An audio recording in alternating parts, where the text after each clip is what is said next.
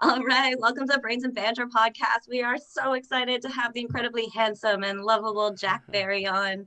He's an actor, he's a comedian, he's a writer. He's in Mae Martin's Feel Good, which I've watched 3 times in a row. I fucking love it. and yeah, you're just amazing in it, Jack. So yeah, Thank we you. just wanted to start maybe by talking about how you got into comedy and even just your background. I'd love to know about the people we talk to. Absolutely. Well, thanks so much for having me on. This is so nice. So nice to meet you all. And yeah, I've been doing comedy for about 11 years now, which every time I say it makes me feel sick because I still think I'm some fresh-faced newbie. But I have sort of been going for ages now. And yeah, I started off in Leeds. I always wanted to be a comedian, and I used to ask my mum how I could be a comedian, and she was like, I think all comedians go to Cambridge and they join the Footlights. I don't know if you've heard of the Cambridge Footlights. It's like a 150-year-old comedy society at Cambridge University, and all like the greats have been in the Cambridge Footlights, like Monty Python, Hugh Laurie, Emma Thompson was in the Footlights. If you've ever watched Peep Show, you know they were both in the Tea Lights. All those people. So it's like, it was the place to go. And anyway, so I applied to Cambridge, but obviously Cambridge is quite a good university, and I did not get in. I got like an interview, but I was not clever enough to go. So I went to Leeds University, and at Leeds they've got their equivalent, which is called the Tea Lights, which was about 4 years old when I joined it. It didn't have quite the same prestigious history.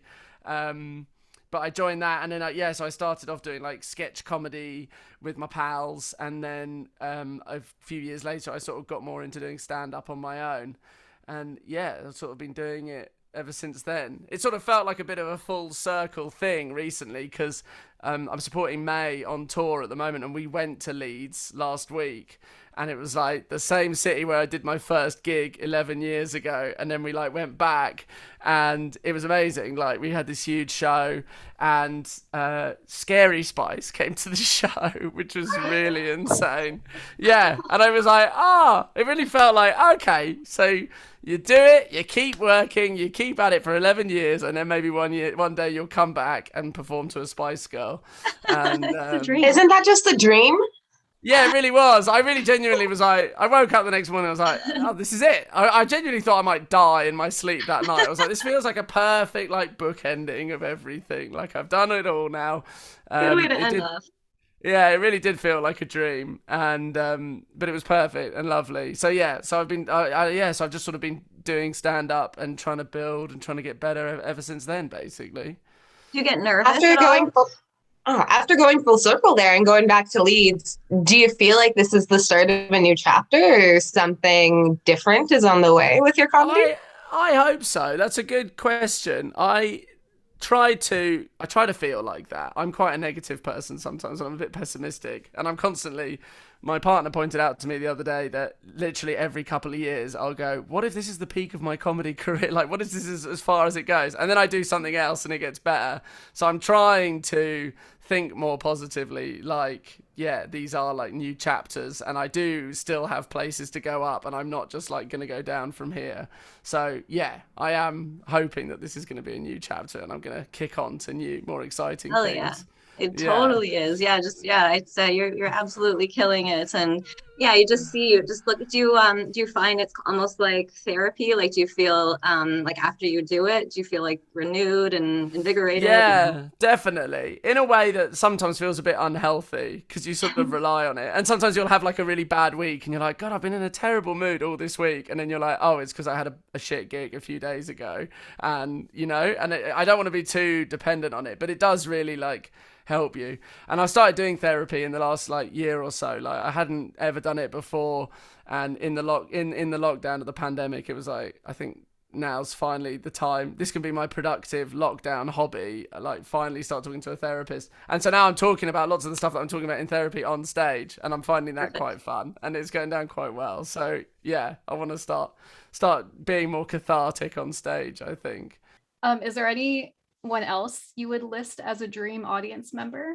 Like if you saw them in the Oh audience at your wow, gig, you'd just be like, that's a good Good question. question. Yeah, that's a really good question. I don't know. Scary Spice, I wouldn't even have thought about it before, but then having her in, I suddenly was like, oh, I never realized how much of a dream this actually is. I mean, actually, I did once perform too, like one of my all-time comedy heroes, by accident years ago.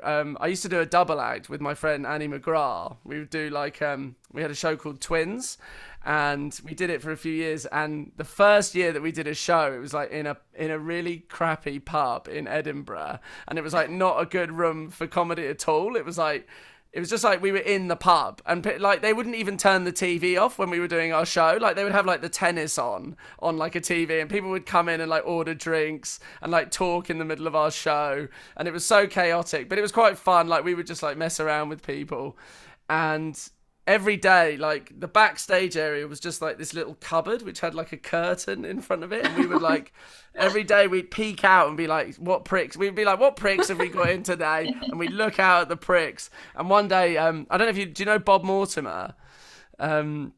He's quite a well-known comedian in this country. He does a double act. He used to do a double act with another comic called Vic Reeves, yeah, they had a TV show called Shooting Stars that was on when I was a kid, and it was like the reason I wanted to start doing comedy. Oh, and one day when we were doing this crappy show, we were like, what pricks have we got in today? And I looked out and I was like, Bob Mortimer's there. Like I thought I was going to be sick. I was like, this can't be happening. Yeah. I was like, he's not a prick, he's my hero. And so that was one of the most nerve-wracking shows I've ever done, I think, like knowing that he was there. And I think that was like my dream. And annoyingly, it was like I'm a lot better at comedy now than I was then. Oh. But you got to meet him? No, didn't even meet him. I have met him subsequently at a different time, but I don't think he remembered seeing my show.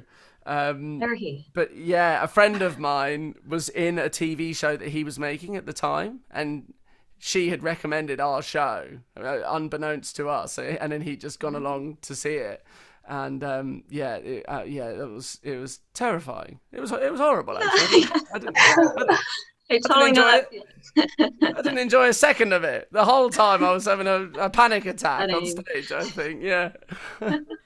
Absolutely. Yeah, I've just some like of my favorite academics. I was at a conference and just in awe of them, and I had to present, and like, literally the sweat dripping down my face, and like. I know, it's a horrible human condition, isn't it? That like we obviously want to impress like people that we really admire, but it's such an unpleasant experience being in their company, isn't it? Exactly. Like it's so nerve-wracking. You just so much want to be surrounded by people who don't threaten you, or not threaten you, just like you don't you just don't feel exactly. I know. One thing that kind of shifted my brain on that, and that still happens to me. I mean, Andrea Gibson, this poet that I love, wrote this poem called Ode to the Public Panic Attack, and it speaks to my heart. It ends with something like, let's hyperventilate like it's 1999. Like, I'm there, but I haven't even met them, and they're the final judge of a poetry contest that I'm doing, and just knowing that they're going to read my work is making me freeze up. So, I'm bringing my ideas notebook to therapy and writing down the ideas for my work that comes from therapy. And maybe if I'm lucky, something will come of it. But yeah, therapy, best place for art. Really, I think so. Yeah, I think so. Just to help you make sense of everything that's going on in your head sometimes, isn't it? You sort of have all these thoughts and they all conflict with each other and you don't really know. And I think it helps you just sort of theorize actually what you're thinking some of the time. I think on Feel Good, even Mae talks about that too, how it turns out the stuff that is most personal is what speaks to people the most too, eh? I think so. Yeah, I think so. And I stupidly, I put off going for years because I had this idea that like, as an artist, I was supposed to be tortured and like have all these problems. And I was like, if I've got darkness inside me, then that's going to make me a better artist. So I should be depressed and I shouldn't sort out these problems that I have. But actually now I've started doing, I'm like, this is much better because I can actually make sense of what's going on in my head instead of just feeling like shit the whole time. I think it's a stupid thing, but we do like really celebrate, I think, those tortured artists, don't we? Like your Van Goghs and your Frida Kahlos and people like that who like, you're like, well, they had a terrible life and they were really miserable the whole time, but now we think of them as the greatest artists ever. And there's something kind of like, I don't know, we sort of fetishize mental health problems in a way, don't we? I think in a way sometimes. Yeah, like Virginia Woolf. Yeah, go ahead. Yeah. Elizabeth Gilbert, I think it was, and I hope I'm remembering the right person, and I genuinely do mean the author of Eat, Pray, Love, gave this amazing TED Talk about tortured artists and where this idea comes from. And apparently this goes all the way back to, I think she said the ancient Greeks, it might have been the Romans, where the term genius would refer to this little nice thing that would chill in our studio, this little mythic creature. And if you did really well, you could be pretty humble and be like, oh, thanks, it's all the genius. And if your art turned out terrible, well, it was that fucking genius's fault. What a genius over there. And it put less pressure on the artist and it left things more externalized. And I find that really interesting as part of the history of where this idea that artists should be tortured came from. And almost, I think part of it's now that we personify the idea of the genius. Either we are or we aren't some kind of genius with our art or creativity, that really bogs down that tortured idea that we have to remain in that. When it's not good, we're not good. That's so interesting. So now we think of it as being something inside ourselves, but it used to just be this external thing that we could blame it on. So interesting. That's really interesting. Yeah, I think it is. It's hard to get away from, isn't it? And I think we talk so much about genius, and if we're not referred to as a genius, then it really plays on our mind, and we're like, well, then what's the point? If I'm not a genius, why am I even doing this? I may as well get a job as an accountant or something.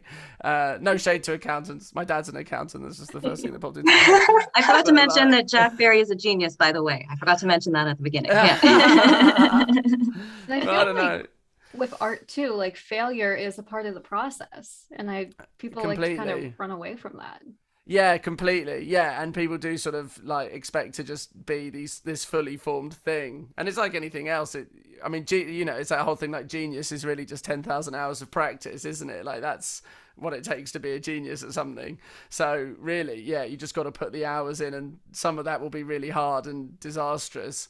But yeah, there is this idea that I have to be really good right now. And I've especially always been a bit like that. I used to play the guitar and then I gave up because I was like, well, I'm not amazing now. So right what's away. the point? Yeah. I don't want to put time into this and be shit at it. Super relatable.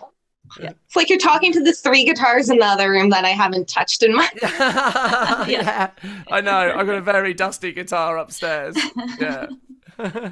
It's interesting too, that idea of the tortured artist too is connected with like the mad artist too, right? And then mental health tied in, and depression, and how you have to be sort of unhappy to produce good art. And I think what like therapy is showing, and what you and Mae and Lyric, all of you are showing, is that you can produce beautiful art in a state of happiness and contentment, right? And then it's just sort of I don't know, I just think it's such a beautiful thing to get into that space. Do you find when you come up with writing, and when you write poetry, is there like a specific sort of headspace you have to get into to do it? Like, like let go of ego or anything like that? Or Well, now that you've lumped me in with those two, my ego is going to be huge. So thank you. That is honoring right there.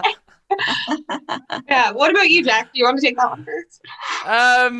Is there a space? I don't know. I sort of feel like you can't force it sometimes, and that's something that I'm still sort of battling with a little bit, is and it's like a main thing that I do talk to my therapist about, is like I still have this mentality that like you work Monday to Friday 9 till 5. That is your time. You sit at the desk and things have to come out, and if you're a writer, you have to write at those times. And in actual fact, like creativity, I find you can't turn it on off and on like a tap like that. Not for 8 hours a day. You can't sit and churn stuff out. I'll sit at my desk for hours a day and do maybe like an hour or 2 of decent writing if I'm lucky, and I think that's fine. But I don't know how you feel, Lyric.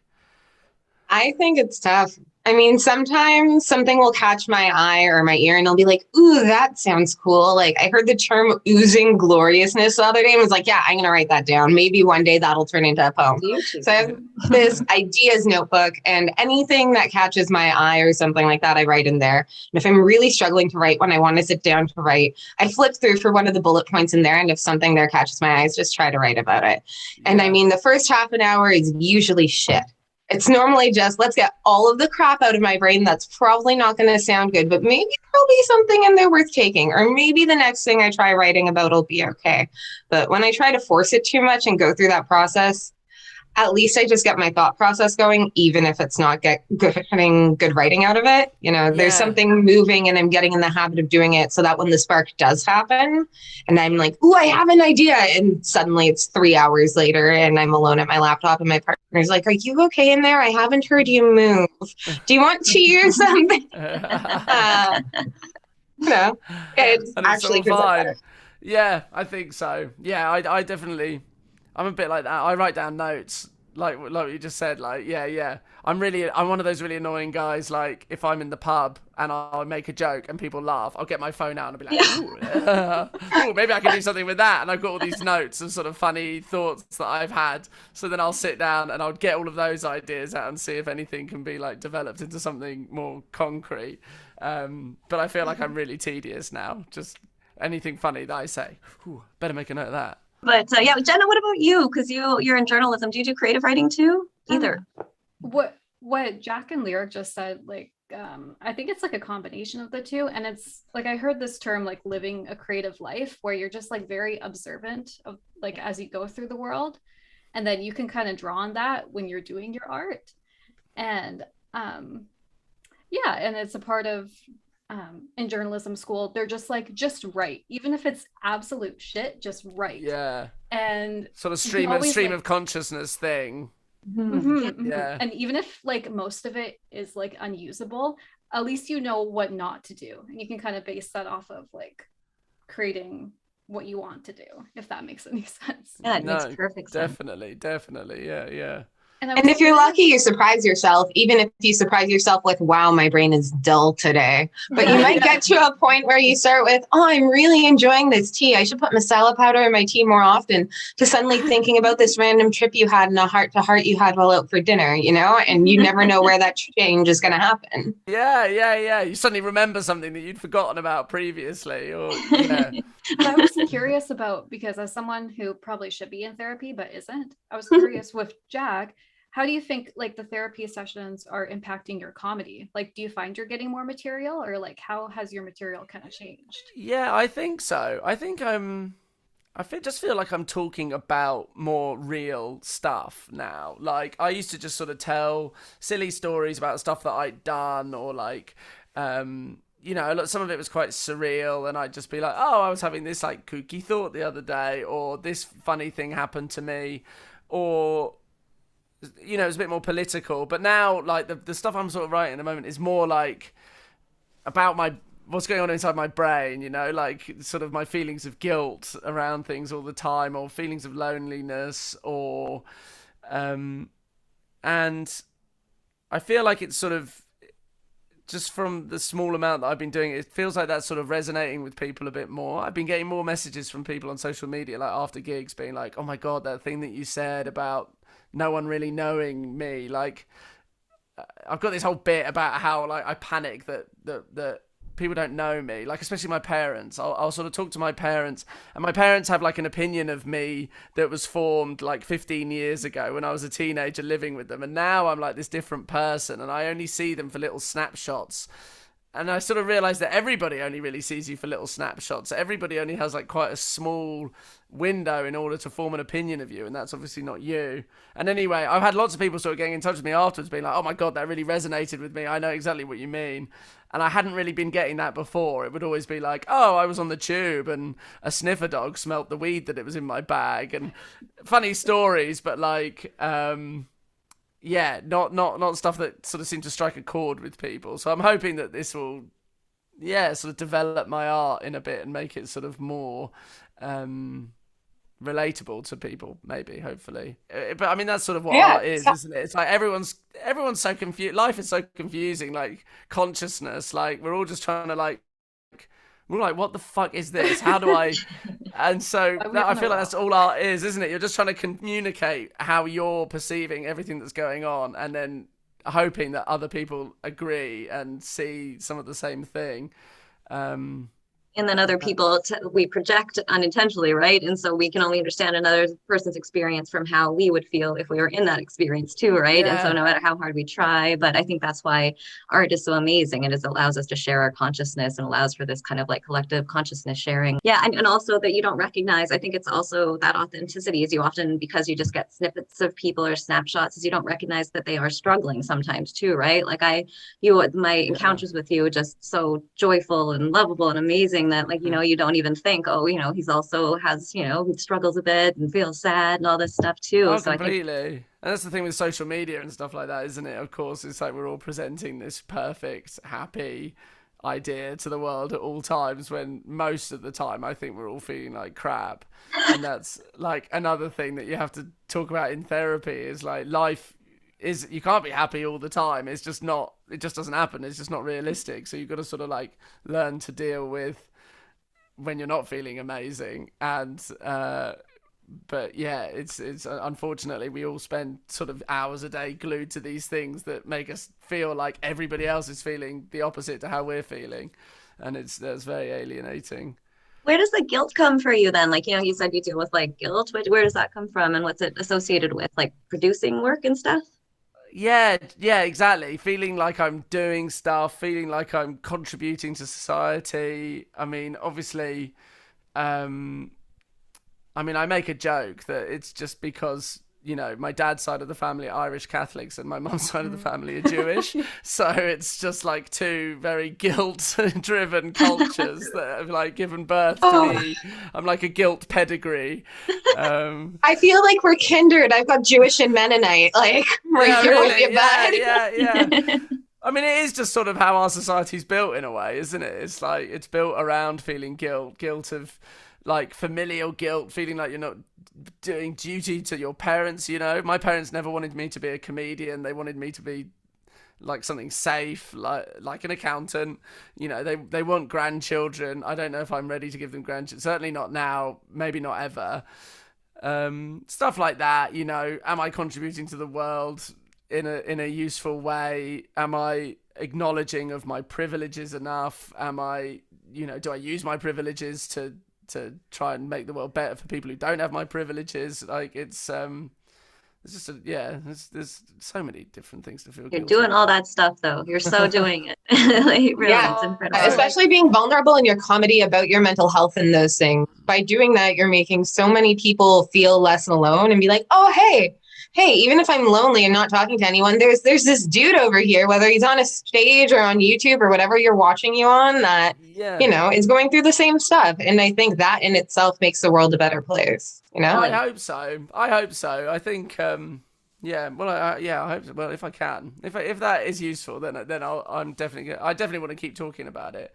And especially like with regards to, I mean, we've all touched on shrooms already and like psychedelics, but I'm just a big proponent of them because I really think they help you unlock certain things with your mental health, but also just unlock a lot of empathy. And I really feel like it's a big problem, especially in this country at the moment. Like, we're so divided and people are so selfish and self-centered and cannot empathize with other people. And I think that's just a main problem in the world always, is a lack of empathy. And I don't really know how you go about changing it, but the quickest and easiest way I can think of is everyone does shrooms, then then maybe we can work from there. I feel like shrooms and story time, the combination would be really nice. Shrooms and stories, we'll learn about each other's lives, chill out, people feel like it, maybe have a little snuggle, you know. Yeah, exactly. I think that sounds perfect. Yeah. So key. Yeah, that's like my master's and dissertation and all my stuff is exactly that, like the empathy deficit and how, all about how we need to all do drugs. So we're no longer, that's what I've written about. It opens you up so much, right? Like you just feel like super connected, and then you have this whole new perception. I love how it like makes visible what is normally invisible to us, right? And you see like the fractals of movement in nature, and then the connection. Yeah, it's just Yeah. awesome. I feel like you said that'd be a really interesting fiction podcast. Not that we need another one, but if that became a fiction podcast, I think that would be really cool. I may or may not have been listening to a fiction podcast of like if the X-Men went to therapy, pretty much. Really? Well, yeah, one of them is an empath. Check out the Bright Sessions, subtle plug. She also has books about it, but it's really cool hearing about people with supernatural abilities and mental health issues and how they affect the world going to therapy, because some of their coping tools are things that we could all use, you know? Imagine somebody else's emotion as a color and yours as another, and does it feel like they're blending together? Are your blue and yellow making a green? Is that a good green or like a jealousy green, you know? Where are these colors going? So, yeah. Yeah, that's amazing. I watched I watched The Boys. Did you see The Boys? It just made me think of that.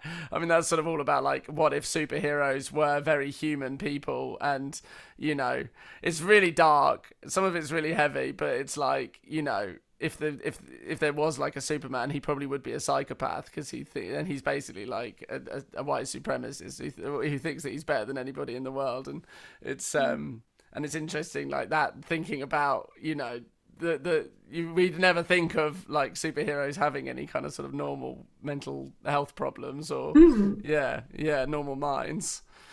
Yeah. Awesome. I have to check that out. And so you said the other one's the Boys and then the Bright Session. Is that what you said, Lyric? Yeah. Okay, I have to check that out for sure. Just talking about, actually, before I say something, Jenna, you look like you're going to jump in with a question, and I keep talking. Oh, I just wanted, because you guys were talking about like the empathy problem. And I think a lot of it comes back to like, not to be that girl, but like capitalism and industrialization, and how that like kind of demeans and devalues art and the purpose that it serves in society. Like 100%. I wanted to ask you about like, what do you think the purpose of comedy is? Because to me, I think it can serve as like a forum for very important discussions about like what we want our society to look like, how we want it to be better. I think so. But again, you know, not to get all like tinfoil hat kind of thing, but it is like, that's why the powers that be don't like these things. They don't like art. They don't like shrooms. They don't like MDMA. It's all these things that could bring us closer together and help us understand each other a bit better. And ultimately, you know, the people at the top who benefit from these structures that keep us all apart, you know, you say they devalues art. It also devalues people, you know, like we're sort of boiled down literally to what can we make, what money can we make, and we're sort of just seen as like these sort of producers until we retire, and then we sort of don't care about us anymore. We're only sort of seen as having any sort of value while we're like sort of contributing to the sort of capitalist machine. Yeah, exactly. Buying things.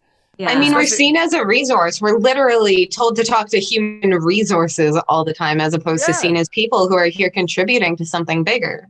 Yeah, exactly. I mean, and it's we're not seen as like a society, are we, of people, and we're just seen as like a whole load of like cogs in this machine, I think. And especially in this country, like comedy's very devalued. There's been no arts. We have an arts council, which is funded by the culture department in this country, Ministry for Culture, and it's a really bad time in this country. Like the new Minister for Culture in this country is literally like a culture warrior, and she's spoken out against gay marriage in the past, very, very vocally against gay marriage and all sorts of like hateful opinions like this.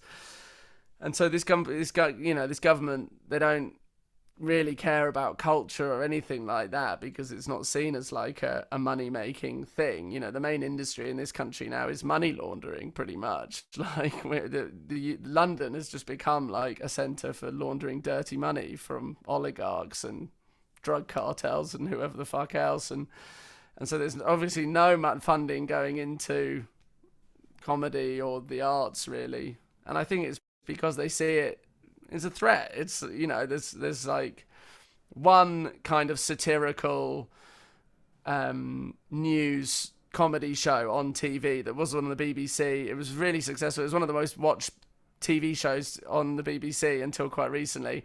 The new director general of the BBC's very right-wing, big Conservative Party donor, and the first thing he did was cancel the show. And luckily it's moved to another channel, but not as many people are watching it because it's not on the BBC anymore. And yeah, it is just like an all-out culture war in this country now, and it is just like the people who want to sort of keep this Thatcherite dream going of like pushing us all further away from each other, making us feel like insular, only caring about ourselves, not giving a shit about other people, not wanting to pay taxes, not wanting to help anyone, not wanting to be a part of society, even though we all fucking live with each other on this same tiny island and planet. It's mind-boggling that it's not just something that's like understood and accepted. A lot of people, we've been interviewing Tom Oliver, who's an applied ecologist, and Jeremy Lent, who's like an author integrator, but yeah, all talking about how we need a new myth where instead of this idea of the separate individual, it's in fact that we are multiple, we're connected, our selves change and interact with one another, and yeah, it's just that need for a shift. It's that sort of Buddhist idea, isn't it, that we're not individual. You know, it's like your body is made up of little cells, and your cells are constantly dying and regrowing, and you don't notice because you're the body. And really, that's what we are. We're the human body, and we all have we're all like cells in that body, and we should see ourselves as a whole instead of like individualized and just sort of separate. But I don't know how you change it other than with psychedelics. Psychedelics, what you're doing. Psychedelics and community building, I guess. I feel like community care is such a big thing. I feel really lucky that I seem to have fallen into two different pools of artist communities. Poets and dancers are lovely, lovely people, let me tell you. Like, there are people who know how to be in touch with their feelings. And coming here and talking to those folks is like a nice little reprieve from most of society, where you go and you try to talk about your feelings. And within 2 minutes, someone diverts the topic and is talking about something else because they don't know how to deal with emotions. Yeah. And they're terrified of it, basically. Yeah. I mean, even a friend of mine I was with today, he was sort of telling me how he got emotional in a meeting recently because he was struggling. And then he was like, oh, God, I don't want to talk about this. Oh, that's embarrassing. And I was like, no, it's not. It literally isn't. Like, of course it's not embarrassing to talk about your emotions. Like, we all have them. Who hasn't struggled in a meeting at some point or another? I mean, those things can be anxiety-inducing as heck. Completely, but his was like wider. It was like, you know, the pandemic's been really hard. It's been hard on my relationship. All this stuff that, of course, you're going to feel emotional about, and of course, it's really hard. But yeah, even good friends of mine, I sometimes struggle to get sort of emotional with, and it's hard to get people to talk about their emotions, I think. Yeah, I think what comedy does, which is so special, is there's this neurobiologist who talks about how the contagious laugh response is the most connecting, sort of most powerful way we can connect between people, because those mirror neurons are firing. And so you're like literally, there's this chemical reaction going on when you're doing what you're doing. Also, like the vibrations, the frequency of your voice, that's literally affecting people when you're on stage. So like what you're doing what we need to do. And it's sort of like this expanding consciousness affecting other people. So we love you and you're a genius. Okay, good. I mean, I'm glad to hear it, because I constantly wonder if what I'm doing is fucking useful or anything. And you have to try and remind yourself that I hope it's a good thing. Sometimes when Sometimes when you get a train to like Hull in the north of England and no one laughs at you and they all look furious that you're there and they all look like they want to throw stuff at you, then you're like, what am I doing? What am I doing with my life? Is this worth it? But you're right. When it's good like that and you are connecting with people and you are making people feel better, it does feel worth it. It is, yeah, totally. There's apparently also have these like microbial clouds around us that ecologist that I was telling you about talks about how we have all like, our unique bacteria and everything. So actually, even when we're talking to people and you're up close, your bacteria is affecting their bacteria and physically changing you in a way too. So yeah, yeah, it's really fucking cool. We are just human beings and the universe. It's just all amazing. It also made me think of, we interviewed the Green Party leader, Annemie Paul, and she was talking about how the key to change is in creatives. So again, like how creative people are going to be part of young people and creative people. so that gets rid of me, are going to be part of like the real change. And yeah, so I think that's key. And then one more thing I had to mention was that it's kind of unconnected, but I was talking about Dungeons and Dragons with a former student of mine, and he just loves it. And then my boss at the EPRC used to play, and he was talking about how the Dungeons and Dragon world can actually be used as an example of what our real world really is. We're already in this magical world where we are capable of like leveling up, like meditation, we can become more evolved, and we can exercise and become more we fit. can learn. Yeah, I love that. So yeah, isn't that neat? Because it truly is. It's all possible. You can practice comedy, up your charisma, Yeah, exactly. True. Yeah, play chess, improve your logic, like in The Sims. And do you think about going somewhere else for comedy? Like you're saying, the cultural comedy scene isn't great in the UK. Like, have you thought about going somewhere else for comedy? Well, I don't know. Like, I might go to LA in at the beginning of next year, just because Mae's going to be there doing some shows, and so I might go with Mae and sort of hang out, see what that's like. Maybe have like a little try. It's annoying because like I say, culturally it's not very good in London at the moment, but actually it is one of the better places that you can be. Like, unless you're in like New York or LA as an English speaking comic, I feel like it's sort of that's where everyone sort of says you gotta be. But I don't know. Yeah, how'd the US get the monopoly on nice places for professional artists to live to some extent, Well, I know. It's sort of, and it is like, again, going back to capitalism, it is just like that's where all the money is, and like the best sort of money making schemes for like comedy and TV and the film industry just happen to be in the States. So you kind of just it's just all sort of comes out of there. And it used to be better in this country, but there's still just like a bit more money here than there is in other places, which is nice because it means we've got artists from all over the world living here, and I've got like good friends from Canada and from the States and Australia and everywhere. But it is I don't know, I think it would be just nice for a change of scenery, I think. Totally. Where did you film Feel Good? Was that all over when you guys were filming? So the first series we filmed it in Manchester in the north of England, in various locations around Manchester. But then the second series, because it was happening right in the middle of COVID, we filmed it all in a warehouse in South London, like quite near my house. And they like rebuilt all of the sets and all of the scenes from Manchester just in this warehouse. It was kind of amazing how they did it. So it all looks like it's in the same kind of places, but it was this completely different, just like warehouse set, so that we could all be in one building for COVID restrictions. So yeah, I felt very lucky. Like it was the second lockdown here in the UK, and everyone was just like stuck in the house, and I got to go and film that for 2 months. Your best friend. It was genuinely a dream job. Like, kind of weird at Mae being Mae sort of my boss now, but also one of my best friends. But it was amazing. I bet they're a very strict boss. Yeah. As you can imagine, very strict. No, it was perfect. The second series in particular was just so much fun to do. What was it like acting with Mae then? Like, was it a different dynamic being friends? Did it make you laugh having to act with each other, or did it feel quite natural? I'd say it was quite natural. The first series, I think we were both just quite scared, especially Mae. Like, Mae, understandably, it was this huge responsibility to suddenly have your own TV show that you've written and you're producing, and it's your life story, and it's incredibly personal about their journey and their struggles and everything. So I think but I was like, I'm getting to make a TV show with my best friend. I was having like the time of my life.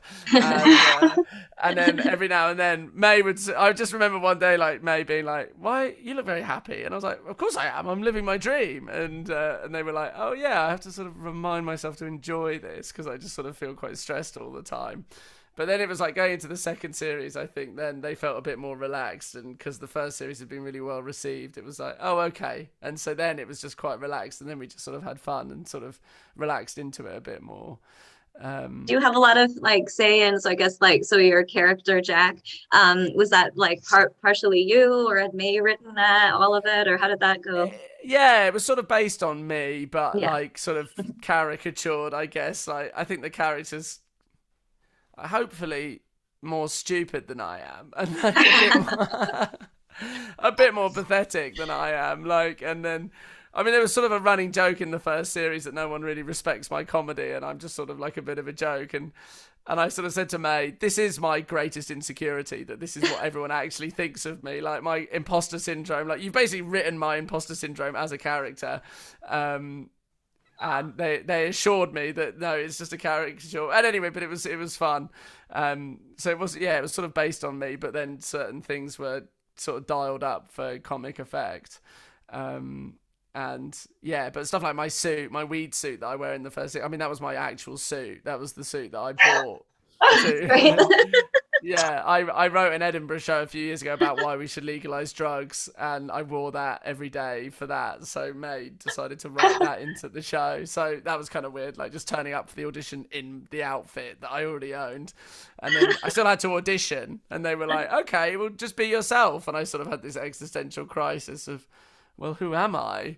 And well, yeah, everyone knows pieces of us, right? Nobody really knows us. Who knows us? Yeah, exactly. I was like, well, do I know me? I don't know. And it was just like, yeah. And I was like, if I don't get this, I've really got to rethink my career, I think. If I can't get the part playing me, then, just was like, imagine if someone else gets it. Like, who's that? He's just better than me. And it's just like, I'll go for Christmas at my family's and he'll be there, sort of. And they're like, yeah, he's just a better version of you than you are, I'm afraid.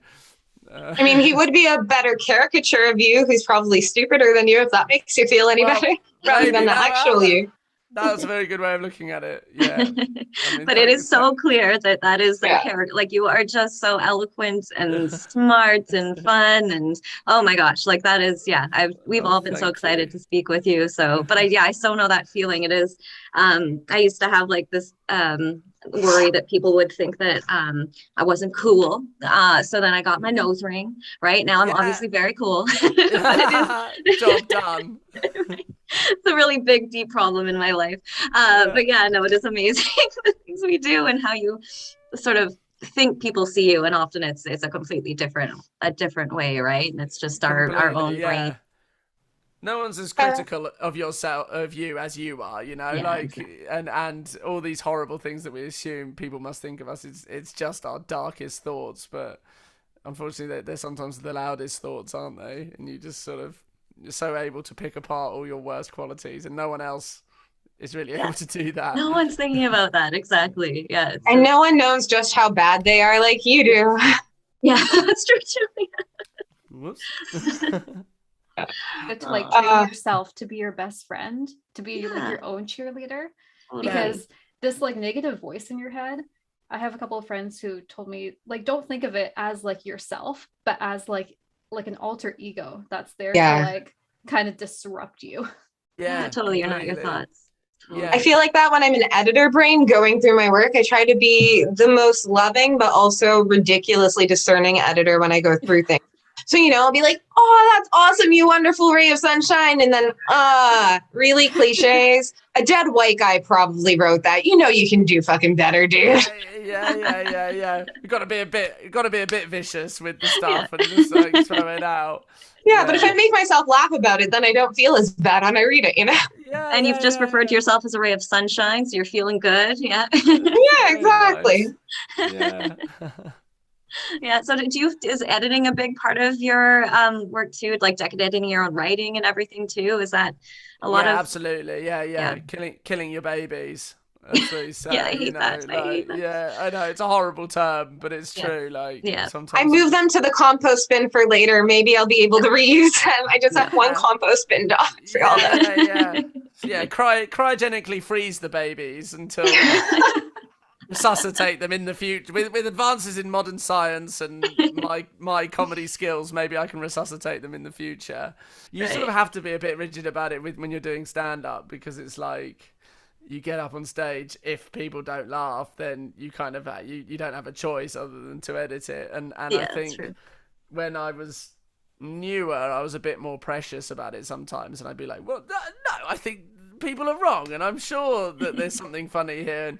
But now it's like, if you do it 3 times and it never gets a decent laugh, then you just got to move on and put it in the bin. Even other bits that I've got, I've got bits that like go well 50% of the time, and I can't figure out why 50% of the time. But you can't. They gotta work nearly 100% of the time. Otherwise, it's too painful to do them, basically. So yeah, you do have to be quite good about chucking stuff out. And do you have a preference between, so like the sketch comedy versus stand-up versus that? Like, is there a preference there? Or you like it all? I like it all. I think to watch, I actually prefer sketch comedy. I think sketch comedy was like my first love when I was a kid, and I would watch like Monty Python and Harry Enfield and stuff like that. I always loved that. And then I just started doing stand-up because I found it's easier to do stand-up because you're just one person, and there's more opportunities to do stand-up. There's more stand-up clubs than there are sketch clubs, and you get paid more because you don't have to split it with all the other people. So I sort of just out of necessity have ended up doing more and more stand-up. I think sketch comedy and sitcoms and stuff was always my first love, and that was always what I have a softer spot for. Like I say, I used to do this double act with my friend Annie, and it was really fun. I used to love doing the shows, and it's also nice if you have a bad show, you've got someone to share it with, like And to blame it on, yeah. Yeah. Never blame.